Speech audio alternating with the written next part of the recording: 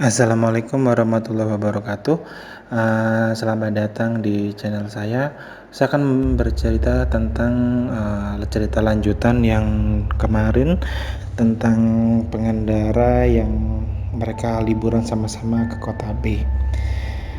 Jadi ketika teman-teman ini mereka jalan ke kota B dan mereka bergerak dengan kecepatan penuh di tengah-tengah hutan belantara. Untuk jarak ke kota B ini memang memerlukan waktu yang cukup lama karena kondisi wilayah di sekitar untuk menuju ke kota B ini masih hutan, dan itu jalan-jalan yang mereka lewati ini membelah hutan. Jadi cukup gelap, tidak ada lampu penerangan samping kanan kiri, dan mereka lewat sekitar jam 1 malam. Itu sangat gelap gulita, hanya lampu mobilnya mereka yang dapat menyinari di tengah gelapnya malam tersebut. Pada waktu itu ada gangguan yang mereka alami di sekitaran gunung yang mereka lewati. Jadi di hutan ini di sebelahnya itu gunung, jadi mereka lewat di tengah-tengahnya. Gangguan ini datang ketika si mereka ini punya mobil mogok. Jadi mobilnya mereka tidak bisa di starter dan mereka mogok di pinggir jalan, dan itu cukup lama. Mereka ingin meminta bantuan tapi tidak ada orang di samping kanan kiri. Jadi mereka memutuskan untuk masuk ke dalam mobil dan menunggu ketika ada orang yang lewat, dan mereka akan klakson. Tapi selang beberapa lama mereka mendapat teror yang cukup seram. Teror ini berasal dari kaca mobil. Jadi kan mereka di dalam mobil sambil menunggu kendaraan yang lewat. Tiba-tiba ada suara seperti orang jalan, tetapi dia di atas mobil. Jadi ada suara orang jalan di atas mobil. Jadi kayak mobil tertekan ke bawah gitu, ada suara telapak kaki jalan. Dan itu malam-malam hari, dan mereka cukup takut. Sebenarnya ada siapa di atas mobil mereka? Begini, setelah salah satu dari mereka keluar, dilihatnya tidak ada apa-apa di luar. Tiba-tiba lampu dalam mobil ini mati, dan tiba-tiba gelap sekali, hanya lampu senter dari HP. Ketika hanya lampu senter dari HP itu, ada sebuah bunyi seperti besi yang tergores di kaca. Jadi kayak gitu. Jadi ada suara keras antara gesekan besi dengan kaca. Setelah ditelusuri, mereka keluar dari mobil. Di mobil itu ada bekas cakaran. Di situ ada 5 jari yang kayak cakaran binatang buas.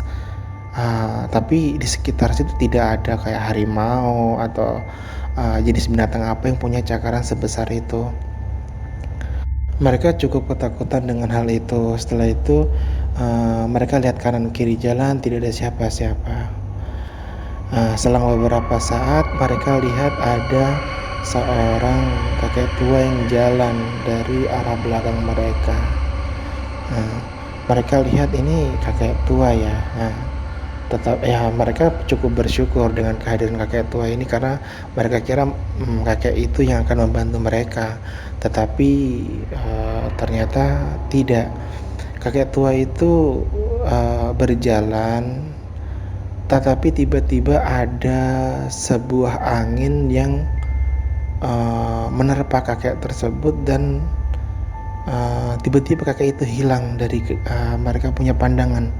Dan mereka ketakutan masuk ke dalam mobil. Mereka bingung harus ngapain karena mereka sudah ketakutan. Tiba-tiba ada hujan deras dan mereka terjebak di dalam mobil tersebut. Belum bisa pergi karena mobil tersebut masih mogok, nggak bisa dinyalakan, dan itu sangat mencekam. Jadi hujan deras, mobil mogok, dan tidak ada pertolongan sama sekali. Setelah selang beberapa saat, ada 2 orang pakai baju muslim, pakai songko warna putih juga, jadi bajunya putih juga, lewat situ dan mereka bertanya, "Kisana mau kemana?" Jadi mereka bertiga bilang, "Kami mau ke kota B, Pak, tapi kendaraan kami mogok," gitu.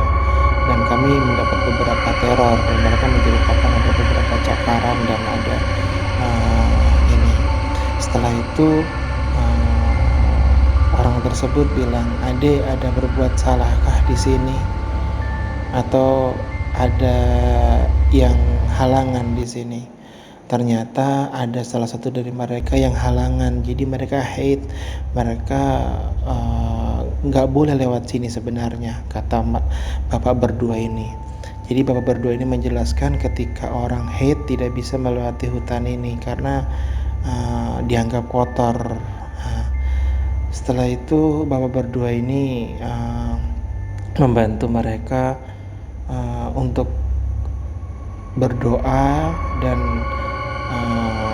memperbaiki mobil. Setelah itu mereka alhamdulillah mobilnya bisa menyala kembali.